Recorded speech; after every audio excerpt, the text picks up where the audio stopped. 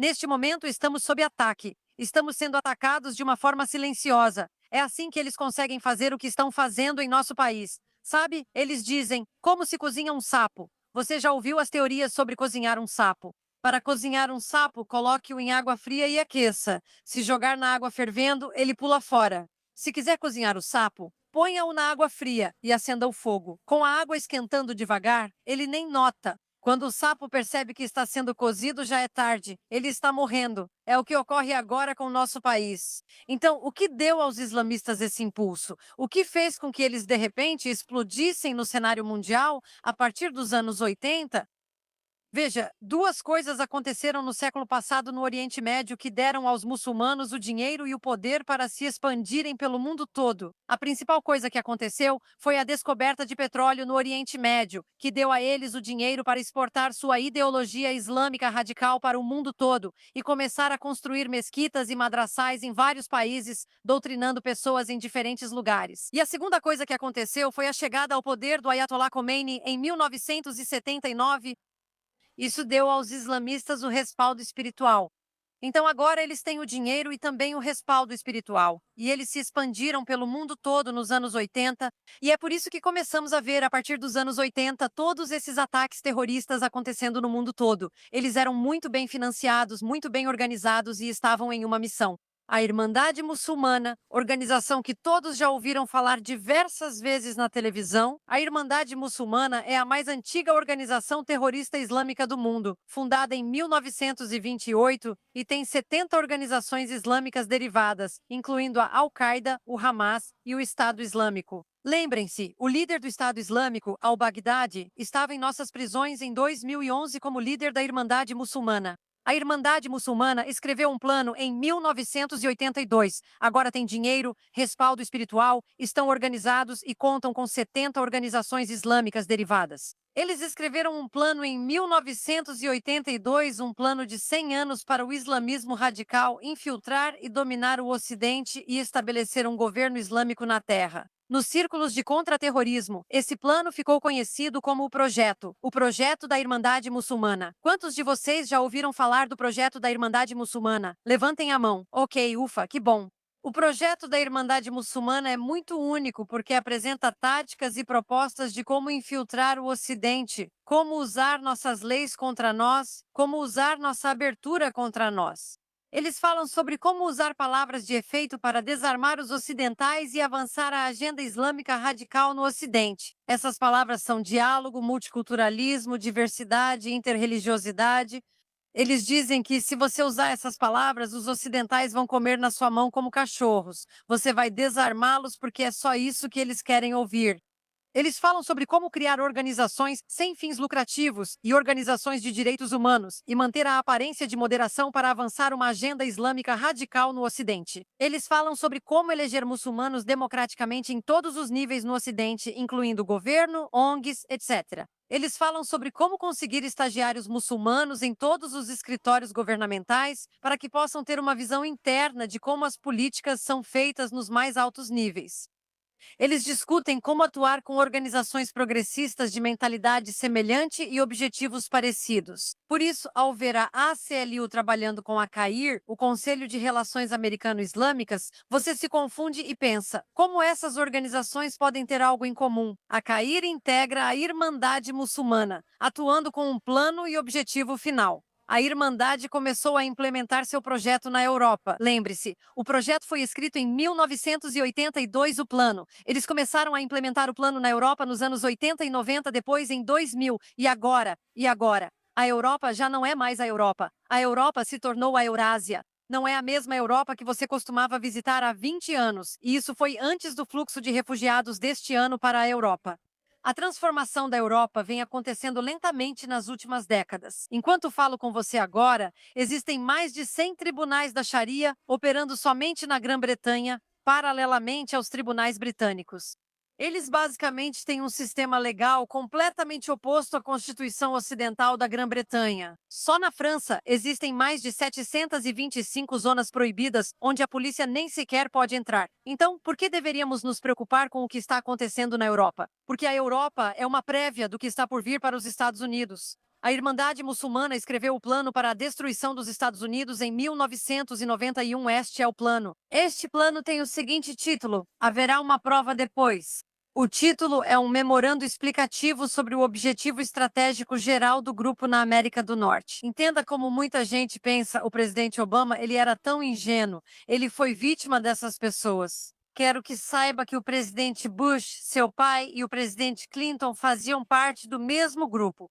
Que os islamistas tinham uma estratégia e eles miraram e fizeram amizade com nossos presidentes, começando com George Bush, depois Clinton e, antes dele, o pai de Bush. Na verdade, Al-Arabian, Sabi Al-Arabian e Al-Amoudi, na verdade. Vou começar com Al-Awlaki. Al-Awlaki era um agente da Al-Qaeda nos Estados Unidos. Ele foi um convidado VIP na Casa Branca durante o governo Clinton e o governo Bush. E a foto dele com ambos os presidentes está espalhada por toda parte em várias ocasiões.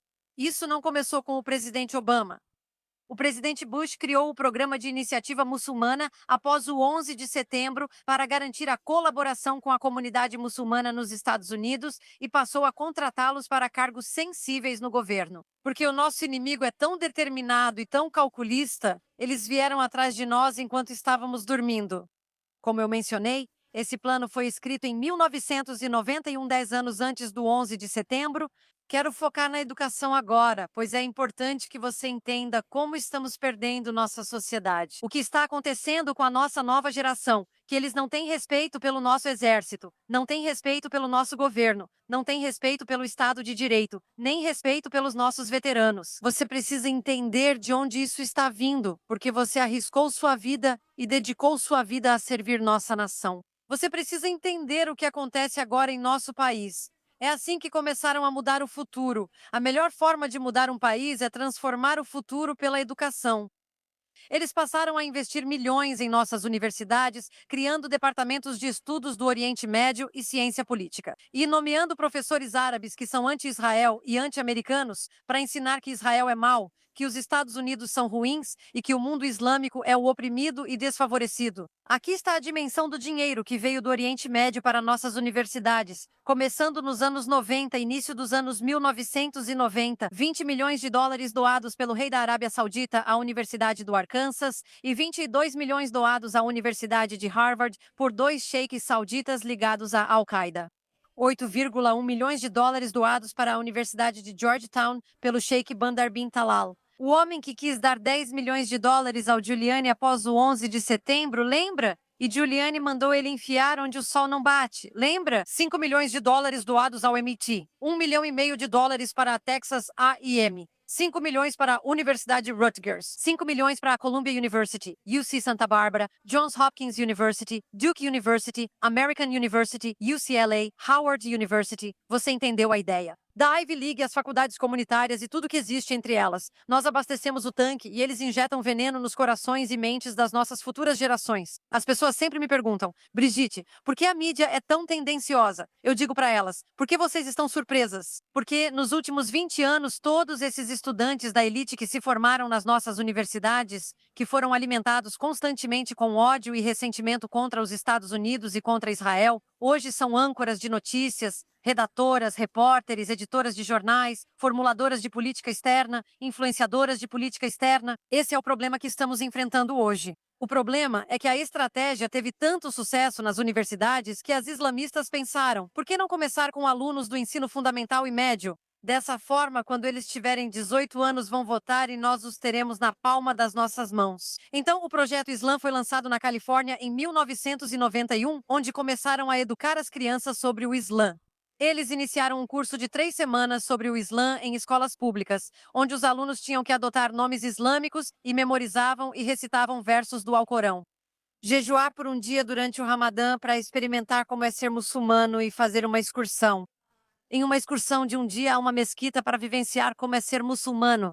Quando pesquisei para meu segundo livro e falei sobre isso, diziam: Brigitte, não acredito, isso não pode estar acontecendo em nossas escolas. Quero dizer, nós temos separação entre igreja e Estado. E eu disse, sério? Então decidi que nada melhor do que mostrar. Aqui está o curso. Esse curso começou na Califórnia em 1991, foi criado por uma empresa chamada Interact Publishing. Lembra quando te falei que a Irmandade Muçulmana criou organizações para cada setor da sociedade? Então, essa editora fica na Palomar Oak Way, em Carlsland, Califórnia. Vou te mostrar um pouco do que esse curso ensina. Agora ele é nacional e já está em todos os nossos livros didáticos, não é mais só um curso de 3 semanas. A professora começa dizendo: desde o início, você e seus colegas vão se tornar muçulmanos. Você será membro de uma caravana. A professora já está dizendo para os alunos: ok, pelas próximas 3 semanas, vocês serão muçulmanos. A professora continua suas instruções dizendo que se vestir como um muçulmano e tentar se envolver vai aumentar seu aprendizado e diversão. Por fim, dar o seu melhor em todas as tarefas vai garantir uma ótima nota e um momento mais agradável. A professora já exibe a grande recompensa ao aluno. Veja uma lista de nomes islâmicos para escolha. Aqui estão os cartões de memorização onde os alunos precisam decorar a lição de Islã. O que torna isso importante é que, assim como na matemática os alunos usam cartões de memorização para aprender a tabuada, estes são os cartões de memorização para a lição de Islã. Vou compartilhar este cartão chamado Cartão da Sabedoria, que fala sobre jihad. Agora, você e eu já ouvimos a palavra jihad, e toda vez que ouvimos essa palavra, geralmente está associada a um ataque terrorista. Eles estão em uma jihad, ou jihad é o nome de organizações terroristas como Jihad Islâmica ou Al-Mujahideen. Então, a jihad desempenha um papel muito importante, basicamente, no terrorismo.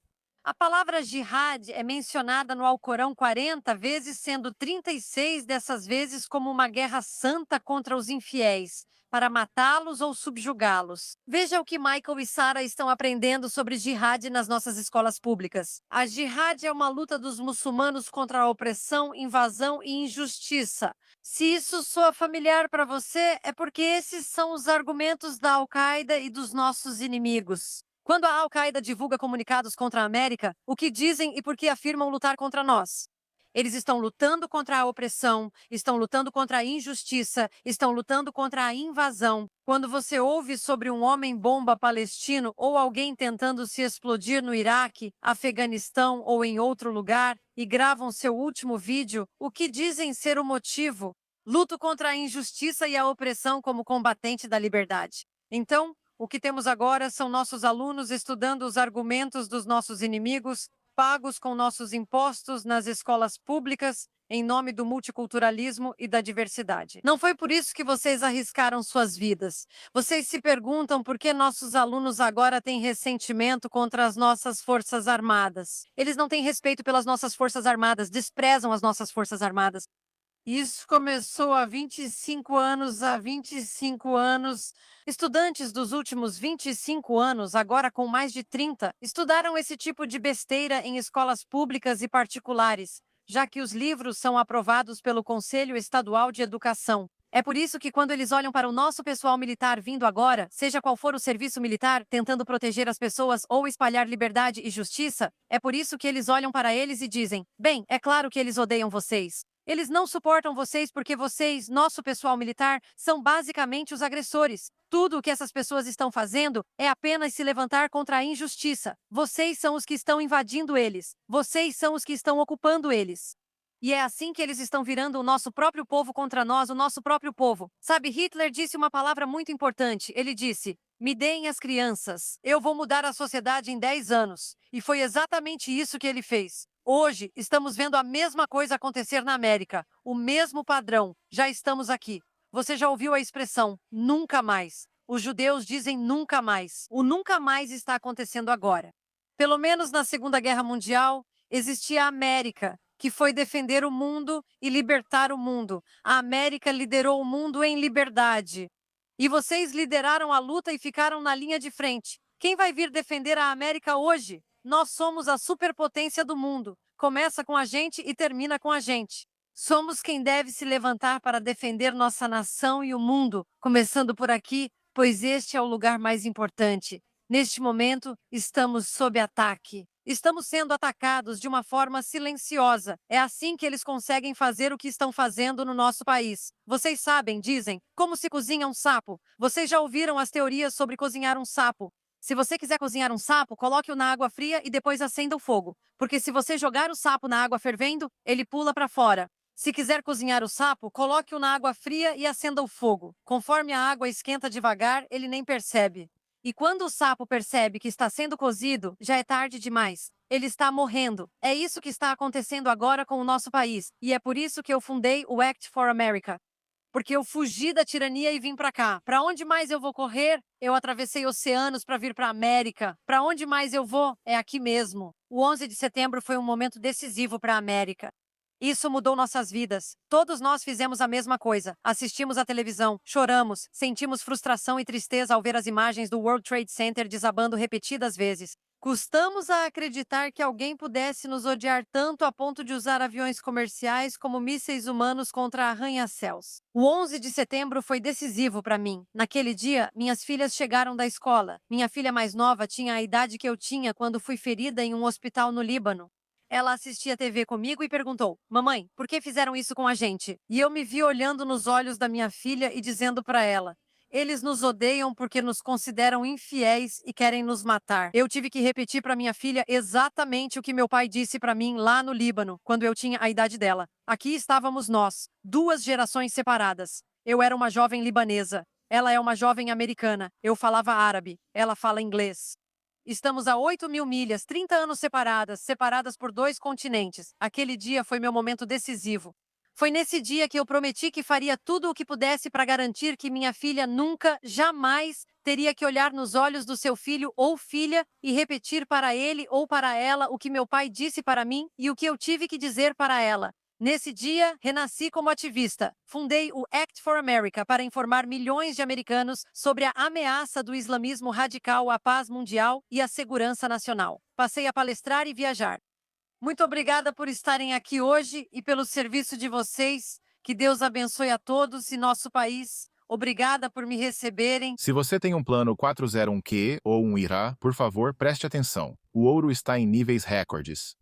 O que muitas pessoas não sabem é o seguinte: você pode transferir parte do seu dinheiro de aposentadoria legalmente e sem penalidades fiscais para ouro físico que você realmente possui. Alpha Omega Gold ajuda você a fazer isso por meio de uma conta IRA em ouro. Seu ouro é real, ele é armazenado com segurança, está em seu nome. Saiba mais em allgold/allgoldstand. Alpha Omega Gold é nosso patrocinador e eles têm orgulho de apoiar Israel.